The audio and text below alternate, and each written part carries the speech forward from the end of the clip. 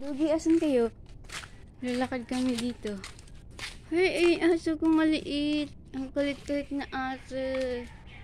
Hoy, ba't nandyan ka? Uy, lakad muna tayo. Wow. Akala ko uulan. Kaya para hindi masayang or mabasa yung dahon, sinigaan ko na. Ayan, sinigaan ko na. Nagsilab naman siya. Ayan, kasama ko lagi mga aso. Dati, meron dating ano dito, kubo. May kubo dito, may bahay ng kambing at saka rabbit. Ngayon wala na eh.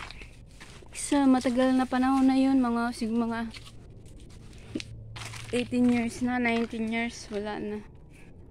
Dito, marami. May malaking ano dito. Dati siguro meron silang ano, manukan dito. May kulungan ng manukan dito guys eh. Kulungan ng ano, manok. Manok? Ano pa? Oo ba?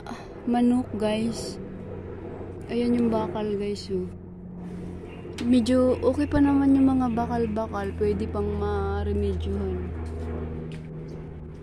Kasi pagdating ng panahon ano, oo, i-claim na natin. Ayun pa looban namin doon, malawak. So ayan guys, pinapakita ko sa inyo yung kasuluk-sulukan namin. Halawak po dito eh. Hoy, halina kayo dito. Hoy mga palangging, halina kayo. Shh, palangging. Ay, ang daming puno dito ano.